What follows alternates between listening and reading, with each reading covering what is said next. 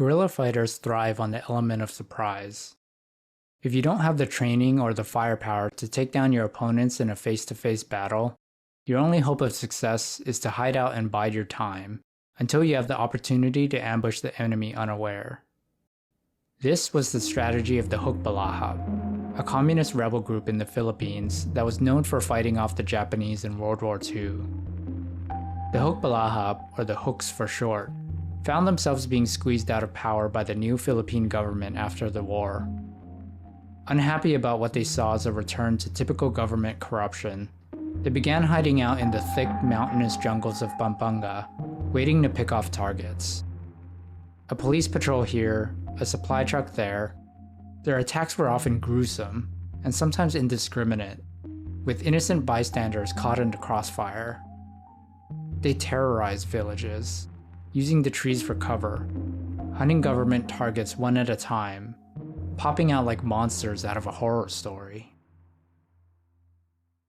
But there was something else in the jungle, something else that thrived on ambush and fear, and it was hungry. One night, Hook soldiers were trekking through the dark jungle when they noticed one of the men from the group was missing. No one had heard anything, so they doubled back, thinking maybe he'd wandered off or fallen asleep.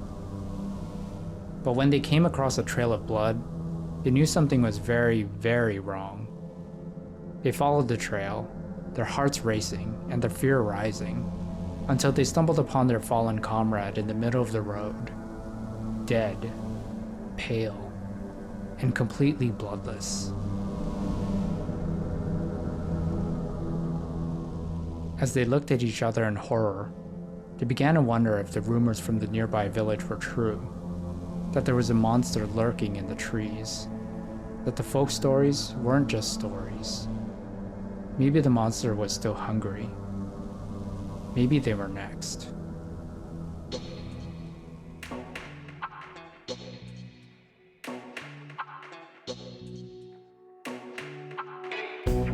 Hello, this is Culture Jumpers, stories about making the jump from one cultural context to another. I'm Lionel and Ilana. And I'm Ilana Whites. Today on the show, the tale of the Aswang. We take a look at what really happened in a rural Philippine village that was rumored to be stalked by a monster from ancient folklore.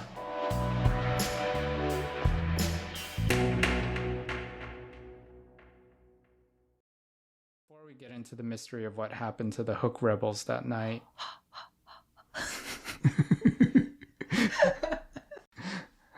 oh, you know what we should have done? Instead of today in the show, the tale of the Aswang, we should have said it like the show Are You Afraid of the Dark? Submitted for the approval of the Midnight Society. You want to get sued by Nickelodeon? The tale of the Aswang. Okay, alright, we're getting off track. So, before we get into the mystery of what happened to the Hook rebels that night, we should probably explain what an Aswang really is.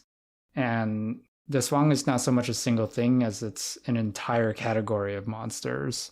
So kind of like the term ghost or demon. And although there are many kinds of Aswang, we'll go over just two of them that are the most relevant to this story. Okay, so scary music. Start now. The first kind is called the Mandurugo, the bloodsucker. That sounds like too cool of a name. It is a pretty cool name. It's a good band name. Is it? If nobody can say it? Okay. The Mandurugo disguises itself as a beautiful woman who will usually seduce a man and eventually marry him. After they marry, when the husband is asleep at night, it'll extend its thin, needle-like tongue into his neck, draining him of his blood little by little, night after night, until he eventually dies of blood loss. I'm saying she's a gold digger. Once the husband dies. You know, Gold Digger is actually the wrong song. It's really Hall & Oates, the Man-Eater. Yes. He's a man-eater. You can't sing it, we're gonna get sued. Okay, alright.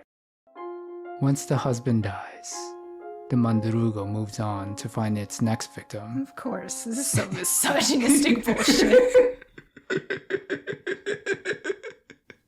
It's never the dude, is it? Alright, where were we? Okay.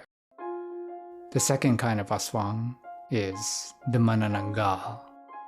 In the daytime, the manananggal looks like a beautiful maiden. Of course, always. Okay. Don't trust pretty girls. They're evil. Like a beautiful maiden with a full bosom and A full bosom. That's what it. She has to have big That's boobs. what it said in the research. Okay, I'm just relaying what. Okay, with a full bosom. No itty bitties here. Go find another monster club to hang out with. With a full bosom and fair skin, but at night, it reveals its true form. Its arms transform into wings. Its upper body detaches from its legs Fuck. to fly off in search of victims. This is like Transformers, but stupid. It's not stupid. Hold on. Like, this is pretty freaky. Okay. Its upper body detaches from its legs to fly off in Remember search those of little victims. helicopter toys we used to have as kids? You just like pull the string and it launches off the top. Oh, yeah. I do remember that.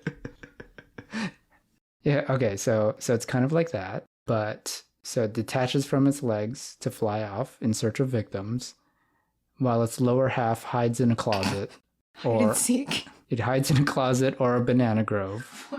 There's always monsters in the banana stand. Okay, when the manananggal chooses the house. Phenomena. Doo, doo. Oh, you know what we can do? Let's do a Manamana parody song, but it's manananggal.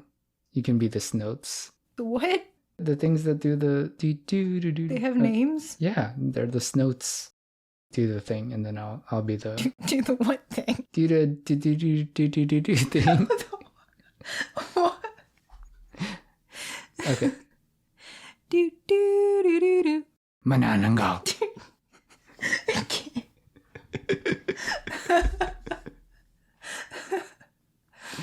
Oh, that's so stupid. Okay, we are way off track. Okay, We're exactly where we need to be. all right. Where were we? Oh yeah, when the top half chooses a house to land on, it'll extend its long tubular tongue through the thatched roof into the bedroom of the sleeping victim below. Is this like what happens if you're bad and you're on Santa's naughty list? Well, it's not because of your behavior, because Because you're seduced by the pretty woman. No. So the victims, here, get this. So the tongue will come into the room from above and it searches until it finds its target. And when it does, it'll plunge into the victim's stomach and begin sucking out the internal organs. And the manananggal especially enjoys preying on pregnant women because a gestating fetus makes for a particularly delicious meal. You know what it reminds me of? It reminds me of balot. Oh, why? You know, it's like the little duck fetus that you slurp the juices out of. Let it be known that the Filipino said this and not me. And so, you know, it goes into the pregnant woman's belly and then it'll suck out the fetus. What are And, you doing? We have Foley now. Thanks, I'm gonna go vomit. Or sometimes when the victim is sick, it'll suck up the victim's discarded phlegm. That's the worst Mucinex commercial ever. And then, before daybreak, it flies home. Its wings turn back into arms.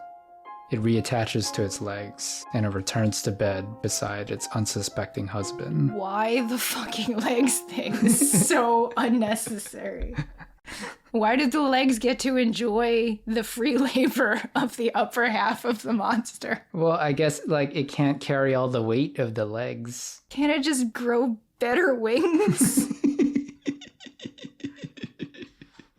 But wait, It's just poor design. so get this. So there are several ways to kill the manananggal. One is while the body's detached, you can sprinkle salt or vinegar on the detached legs. Because it's a slug? Also, again, see, the legs are fucking useless. Or you can stab it in the back with a piece of bamboo, a sharp piece of bamboo. Does it have to be bamboo? It has to be bamboo. Or third, you can tie it upside down and beat it with a stick until a bird comes out of its mouth. What? Where the fuck did the bird come from? It's the weirdest piñata ever. So the way a woman becomes a manananggal is the woman eats this like small black chicken that was from another older manananggal, and that turns her into the manananggal. And so you have to find the woman and tie her up and beat her until the small black chicken comes out. And So that's many how levels. that's how you defeat it. So, like, does the old Manananggal give the new one the chicken? Or does she, Yeah. like, kill her for it? No, it gives the chicken. So then does it die? No, I think it just produces a chicken. What? This is all just an excuse for men to beat their wives, isn't it? Yeah, it's a little bit. A little bit? Whatever you're going to say, it's a lot of it. It's a little bit misogynistic. I'll grant you that. But, so, those are the two kinds that are known for preying and like feasting on their victims in some form. So there's no male equivalent of these things? No, why would there be no? Why? That wouldn't make sense. Oh, okay. Okay, so could one of these creatures have been responsible for killing the rebel fighter in the jungle?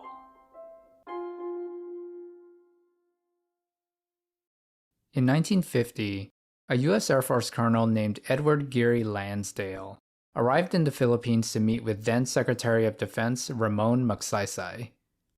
At first glance, inviting Lansdale was an odd choice by the Philippine government. They had just freed themselves from being a colony of the US a few years before, and now they were already bringing the Americans back as advisors? But the government needed help dealing with a persistent problem: the Huk rebels. As communists, the Huks wanted a post-war government that would give land and power back to the peasants and the middle class. So you can imagine that they weren't too pleased when the administration instead gave everything back to all the wealthy landlords from before the war. And to add insult to injury, the government refused to recognize any elected candidates from the Communist Party. So in response, the Huks harassed the government with the guerrilla warfare that they were famous for. We actually covered some of this in an earlier episode where my grandma, or my Lola, told the story of how the Huks attacked her bus and shot her because they thought the bus was being driven by the Philippine National Police. So, with resources stretched thin by the Huks' constant attacks, the government decided to bring in Edward Geary Lansdale to help develop a counterinsurgency plan.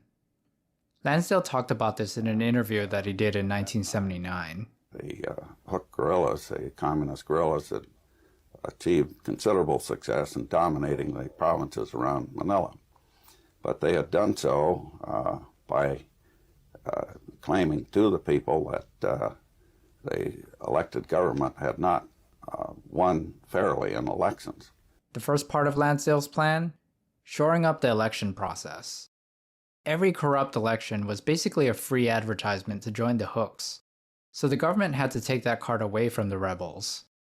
The big turning points in the campaign against the communists there came about during two elections. The first one was a by-election in 1951 when governors and mayors of cities were elected, and the armed forces made sure that there wasn't fraud in around the polling places, and people who were running and who actually won the votes and were most popular were elected. And this, the people could clearly see that the government was theirs and was representing them, and had no use for people who were asking them not to vote and saying that their votes wouldn't be counted and that the government should be overthrown. Watching Lansdale talk, I was surprised at how harmless he seemed. To hear him tell it, all he had to do to win against the communists was just spread the message of freedom. Just whip those hapless Filipinos into shape and get them to conduct free and fair elections, the cornerstone of a functional democracy. It perfectly fits with the narrative we Americans like to tell ourselves, that our country is this shining beacon of democracy, ready to spread its light. The problem with that version of the story is that, in reality, Lansdale wasn't so harmless. Because behind the scenes, he was doing something much darker and much more twisted.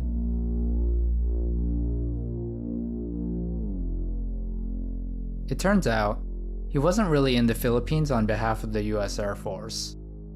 He was there as an agent of the CIA.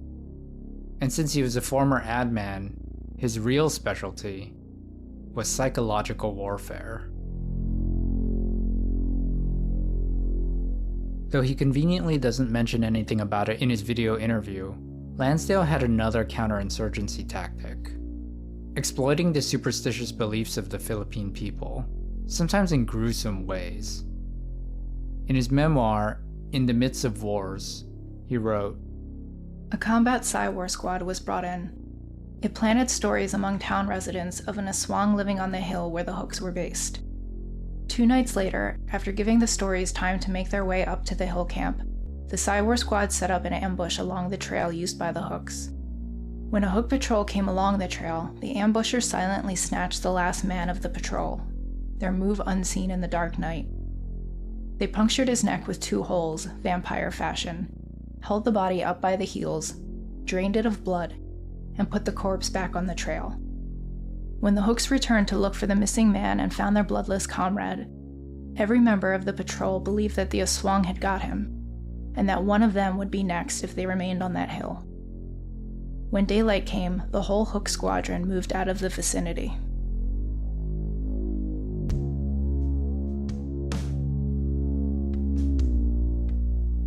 In the 2 years following the arrival of Lansdale, the Hook Rebellion lost its momentum.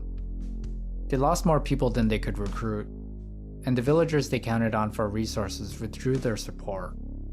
Throughout that time, Secretary Magsaysay became close friends with Lansdale. So much so that in 1953, Lansdale and the CIA actually ran his election campaign, helping him to become President Magsaysay. And to cap it off, the very next year, the Hooks suffered yet another major defeat, the unconditional surrender of their leader, Luis Taruk. The Hook Rebellion had fallen apart. Lansdale had won.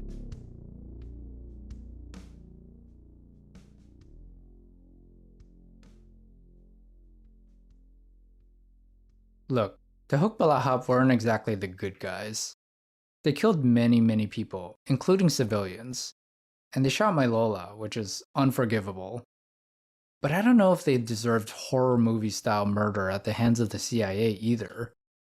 Because it turns out that this ambush tactic was only used once, so it probably wasn't the thing that won the battle against the Hooks. And also, Lansdale didn't even get the details right. His squad left 2 puncture wounds, quote-unquote vampire fashion, in their victim.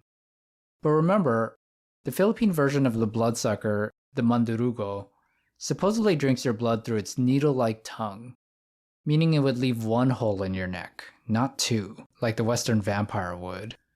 So it's not even clear whether the Hooks really believed that an Aswang was after them. But I'd actually argue that they really were attacked by an Aswang that night. Think about it. Something disguised itself as something that it wasn't, in this case, an Air Force colonel instead of a CIA agent. It had embedded itself into the community by becoming close friends with Magsaysay, and in the middle of the night, it would attack and actually drain the blood of its victims. The Aswang did exist, except it wasn't the Mandarugo or the Manananggal. It was a man, and he was an American.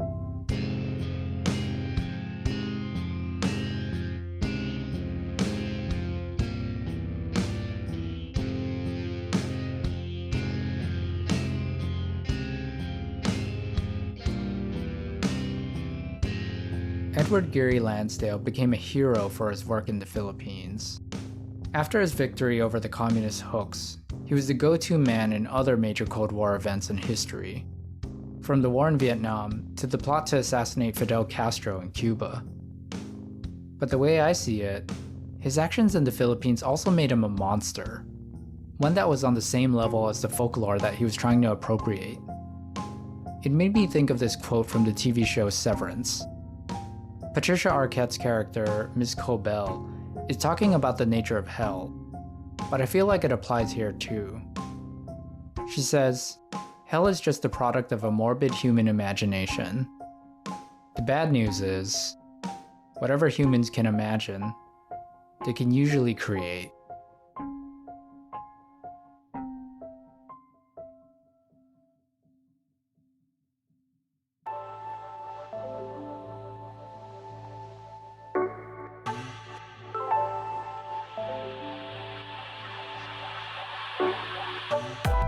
Today's episode of Culture Jumpers was hosted and produced by Ilana Whites and me, Lionel Nicolau.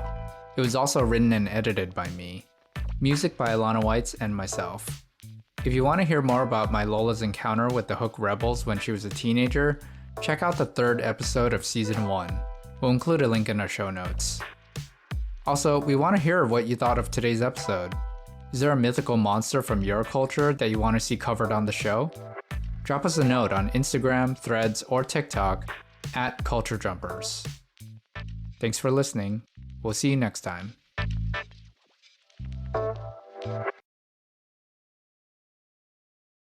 Do do do do do. Mananango. Do do do do. Mananango. Do do do do do do do do do do do do do do do do.